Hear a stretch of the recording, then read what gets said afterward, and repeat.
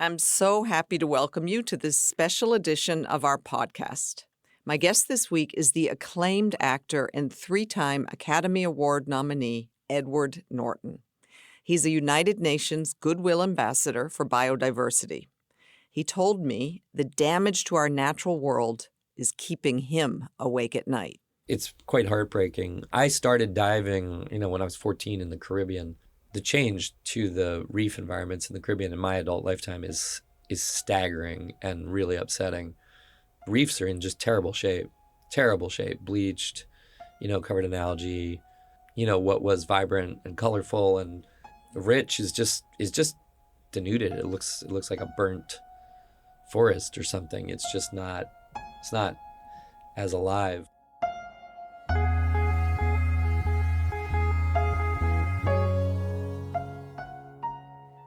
From the United Nations, I'm Melissa Fleming. This is Awake at Night.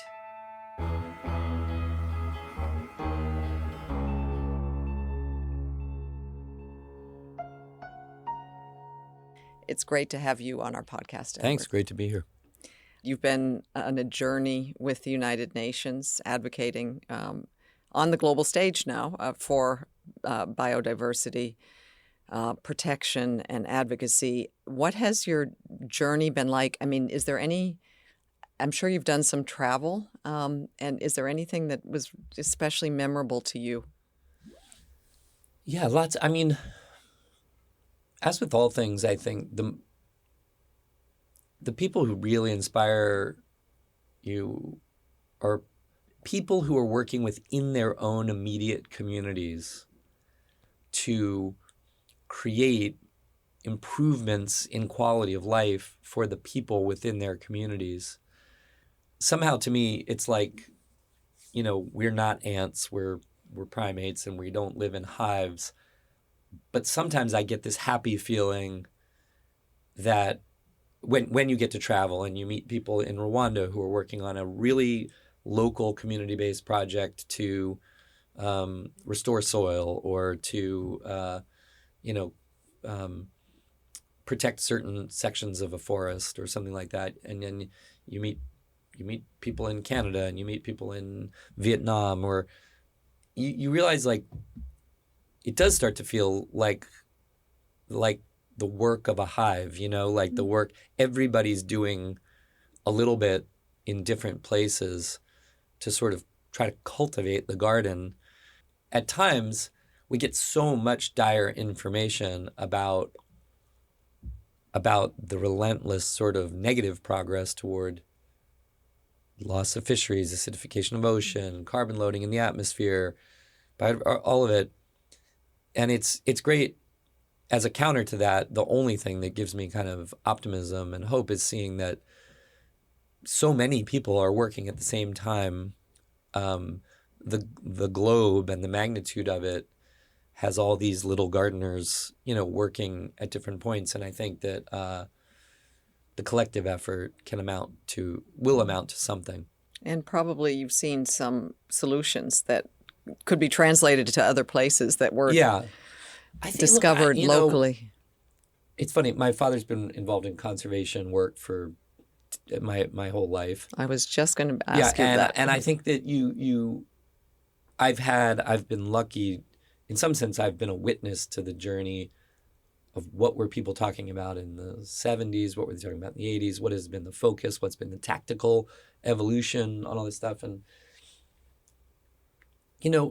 we have to allow ourselves that while at times we may feel that we're not moving fast enough in terms of implementing a collective will to turn the ship, of our extractive, non-sustainable economic framework, and we get so much unnerving report about the Antarctic glacier recently, the pace of melt, and all these things.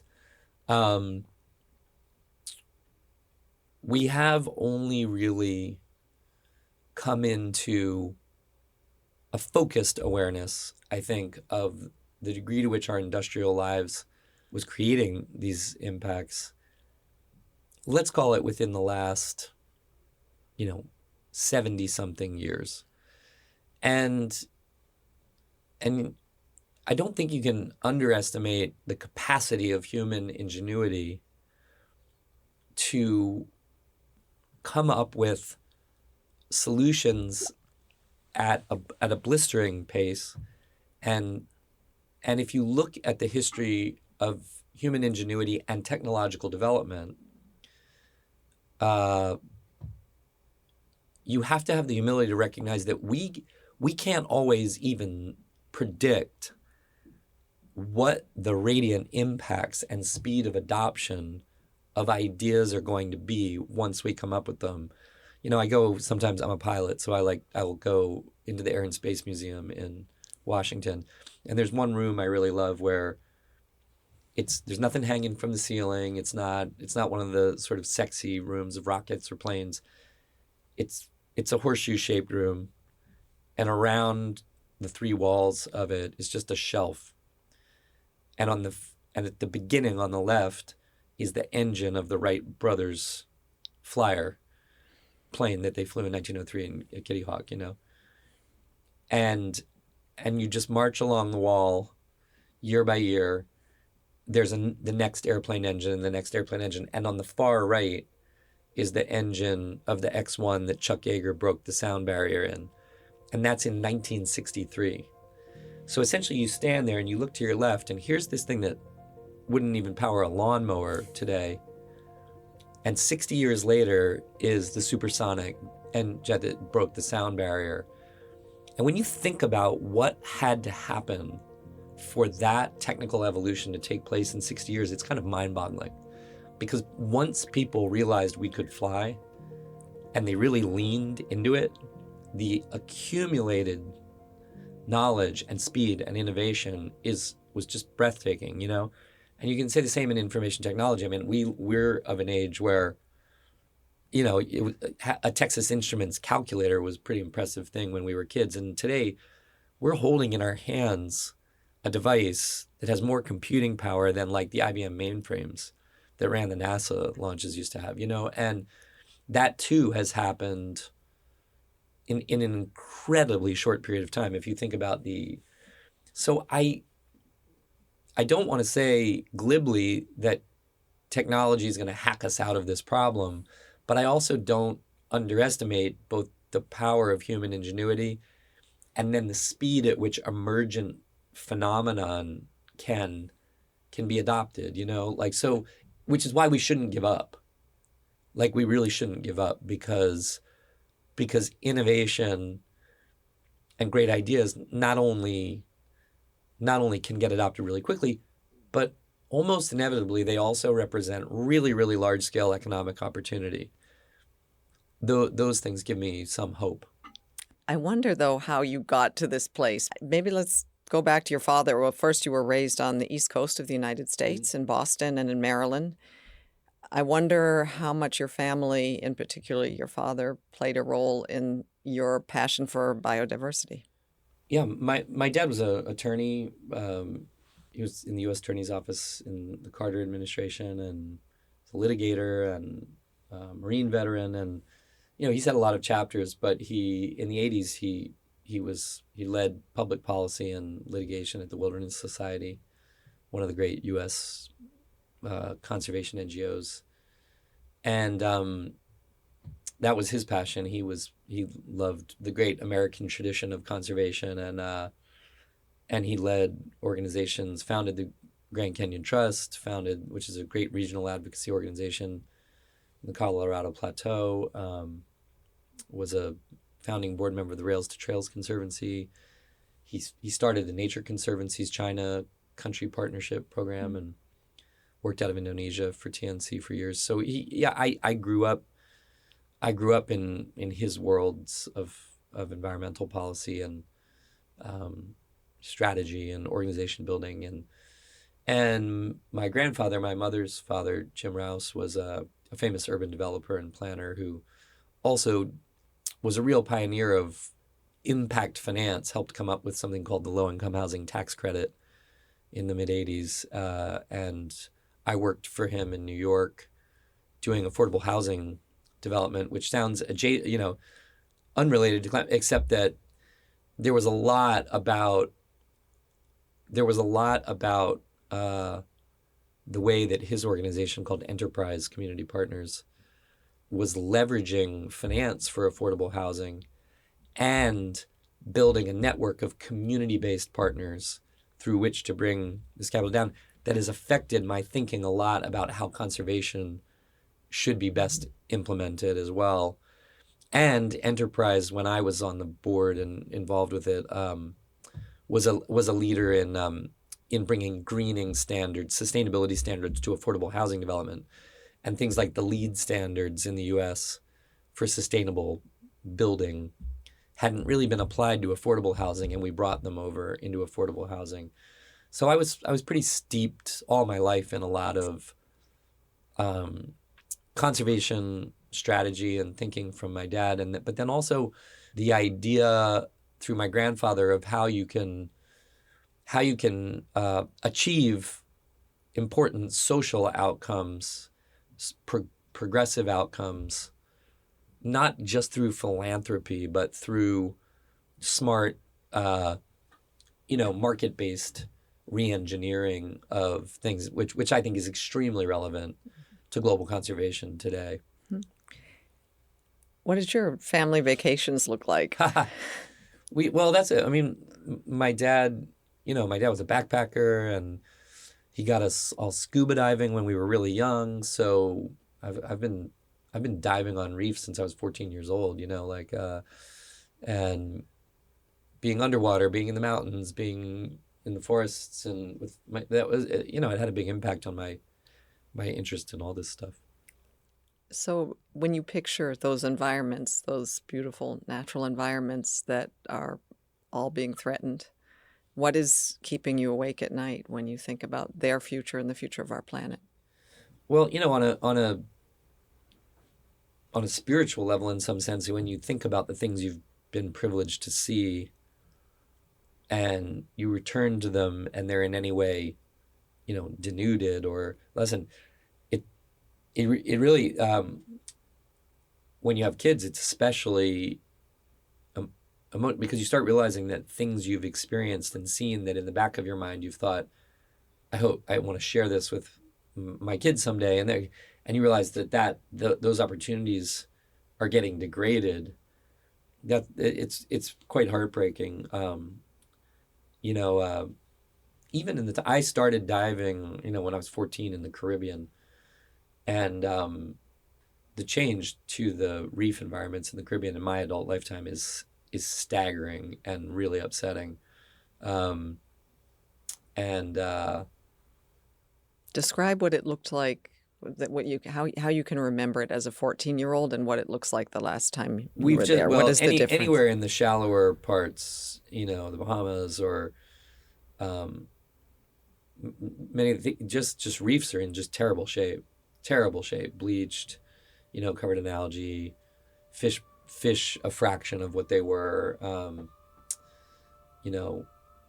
You see invasive species in there that are causing problems, but mostly the warming trends and the bleaching trends are just, what was vibrant and colorful and rich is just sort of is denuded. It looks like a burnt forest or something. It's not as alive. How does that make you feel? Oh, it's horrible. It's so distressing, and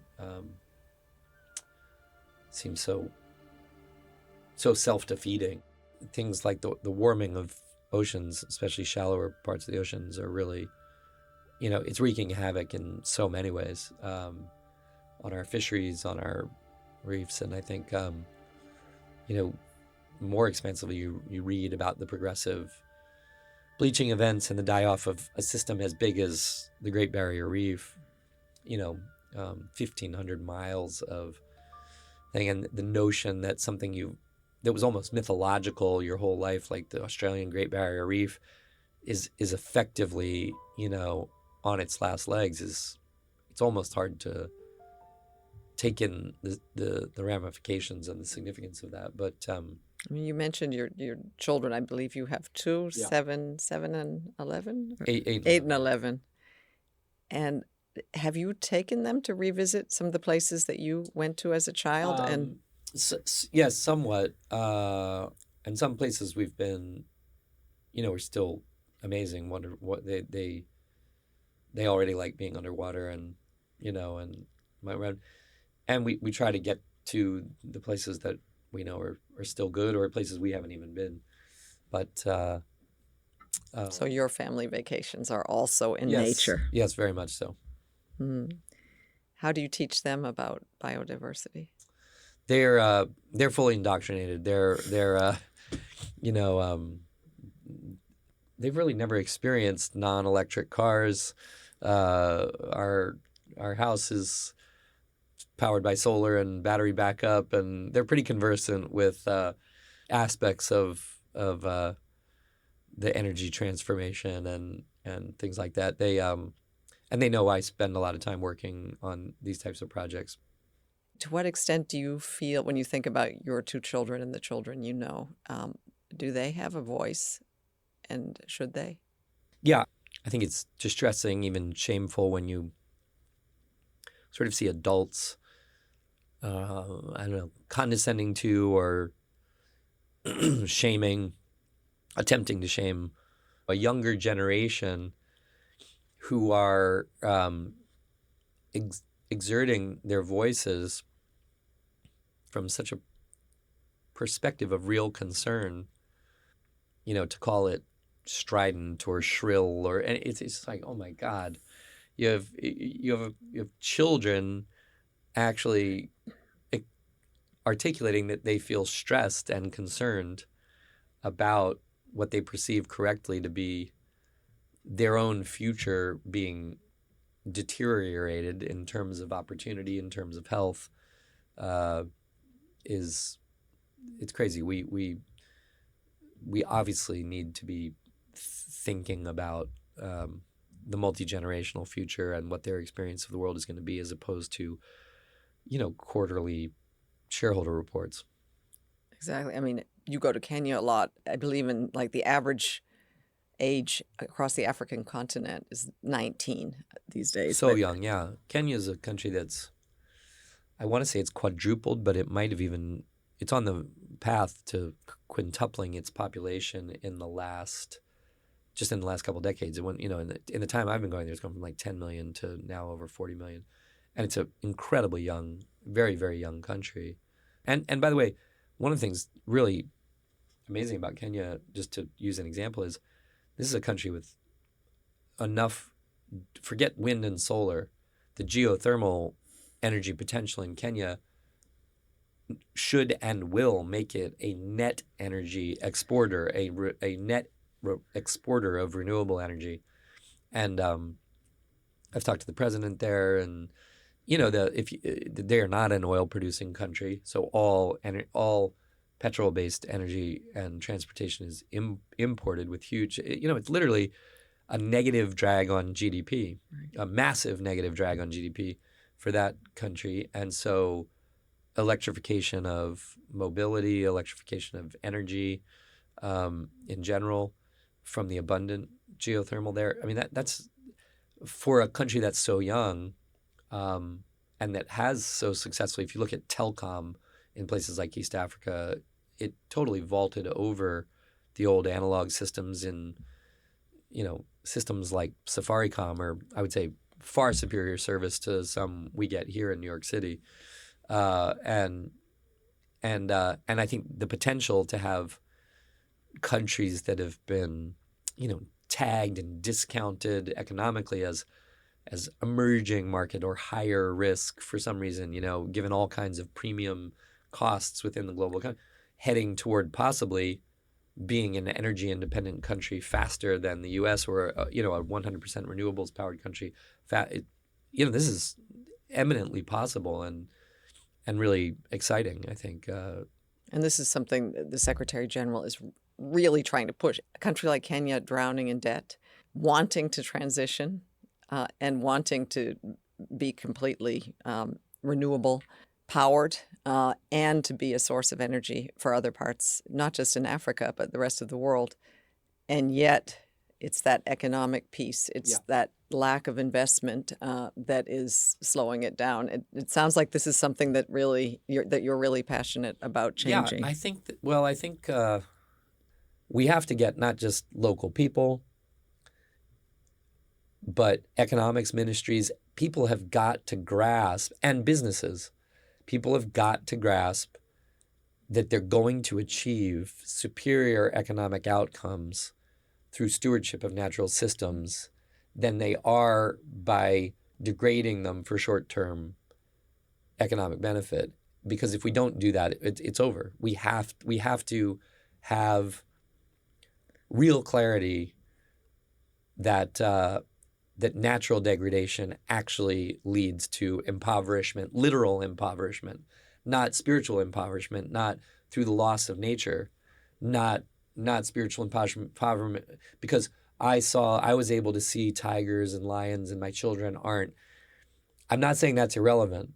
Of course, it stinks, but if we don't demonstrate within the economics ministries clearly that we can't accurately call something like GDP growth if what we're doing is hollowing out our natural resource capital, it has to be one. I am more and more convinced every year that we're only going to really right the ship if we win these arguments, not even inside ministries of the environment, but inside the economics. I think that's where we'll see real shift in the way we, run our lives, It is very compelling. And I'm wondering if you picture, because you are president of the U.S. board of the Massai Wilderness Conservation Trust.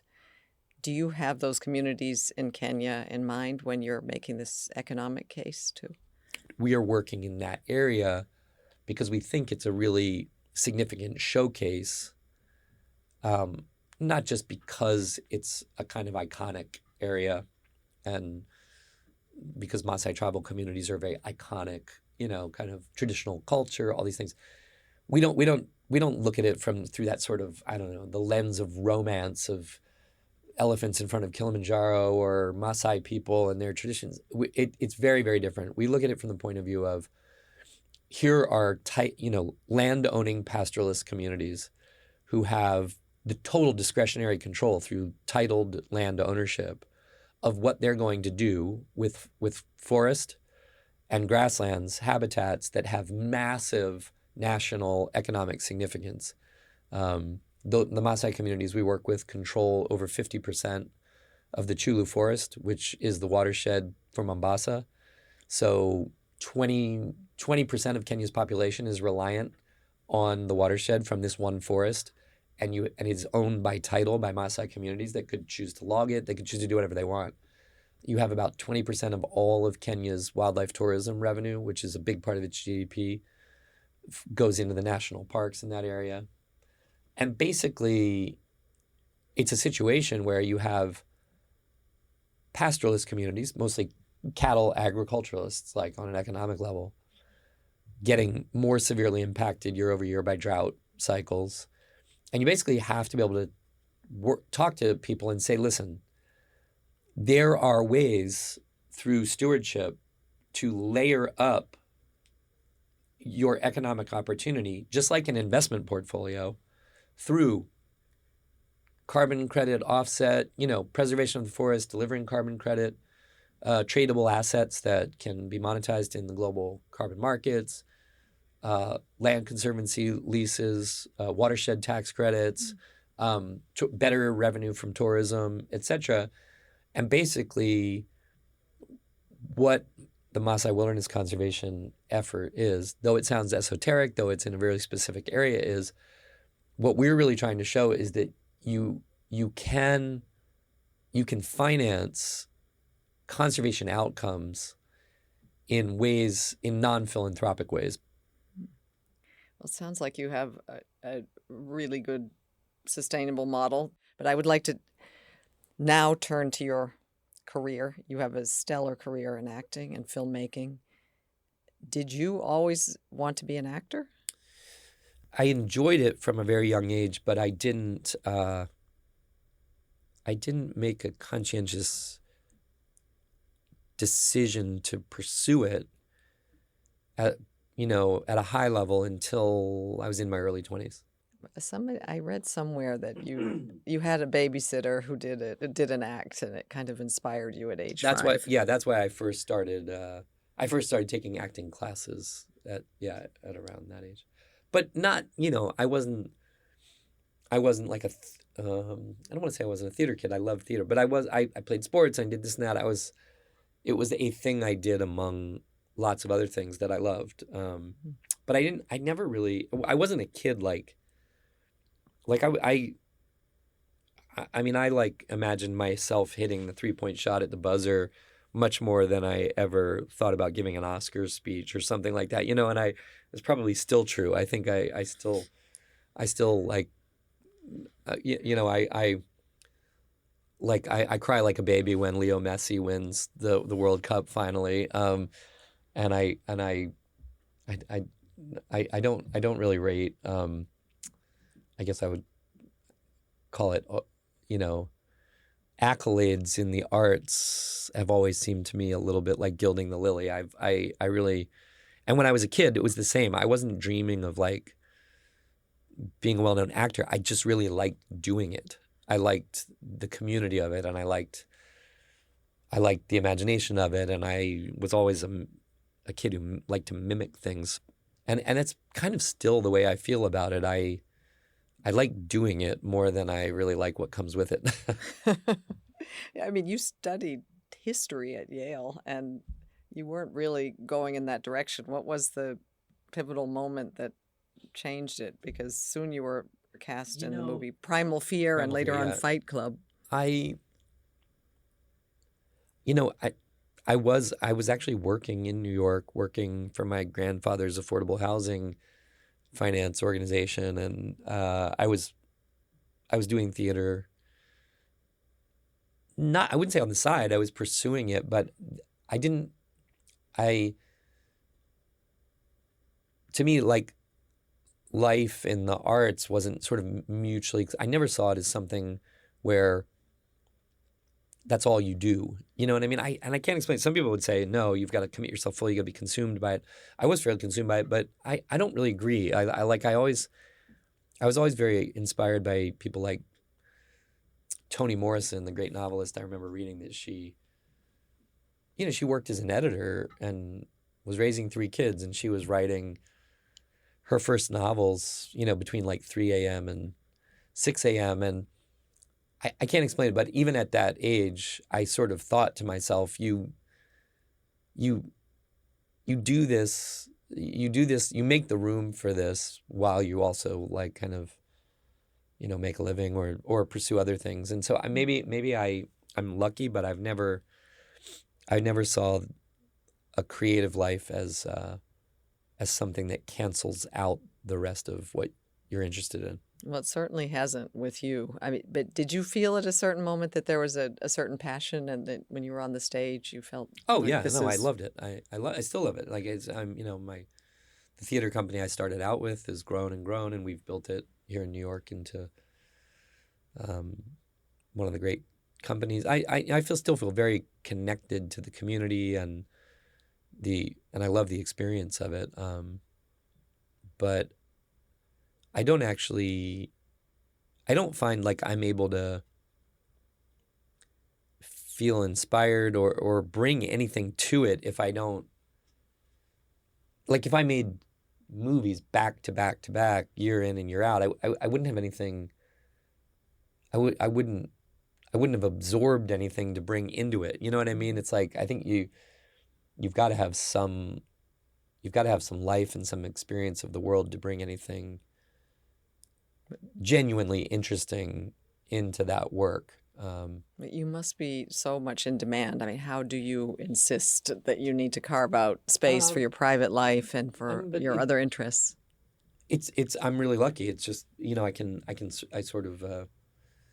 I get to craft that balance however I want, really. I sometimes I'll go stretches and I don't feel particularly creatively inspired, and other times I get these blitzes of feeling consumed by something, and that it's nice. But the ebbs and flows of that, I think,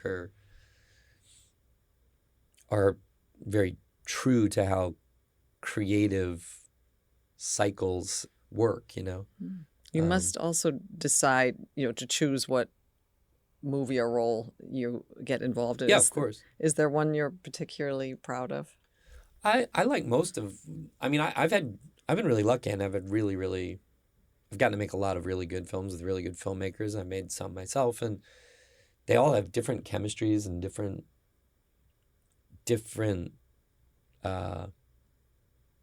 pleasures of collaboration with certain people, or a sense of the relevance of what it was about, or the reason that they're pleasurable and can be very different. But I've been really lucky and enjoyed the large majority of the stuff I've gotten to work on over 30 years. Well, and it seems that the entertainment industry is increasingly incorporating important issues in its content through storytelling. You were involved in Extrapolations, a recent Apple TV climate series.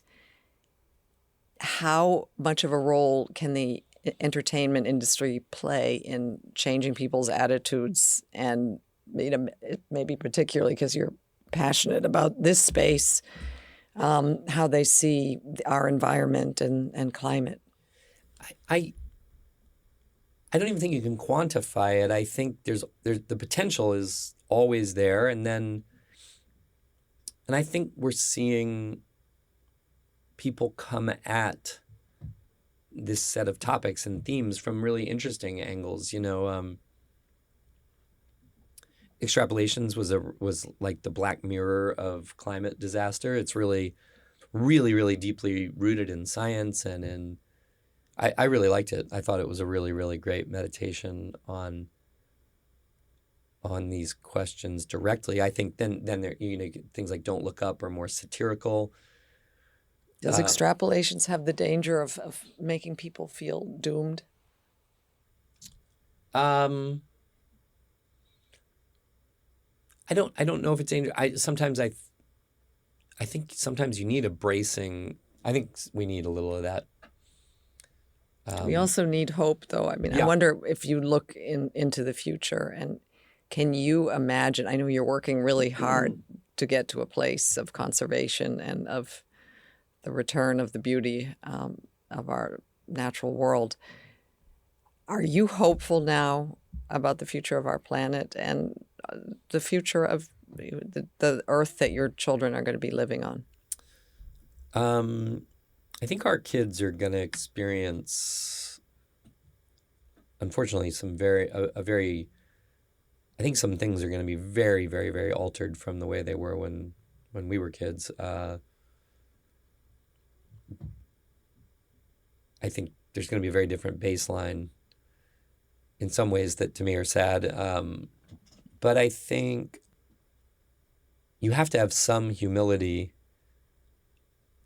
in terms of even when things look dire and when we're getting, flashing, blaring, warning, signals.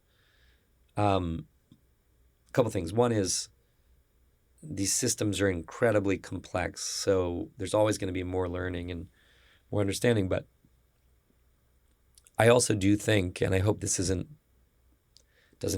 Pollyanna-ish or wishful thinking, but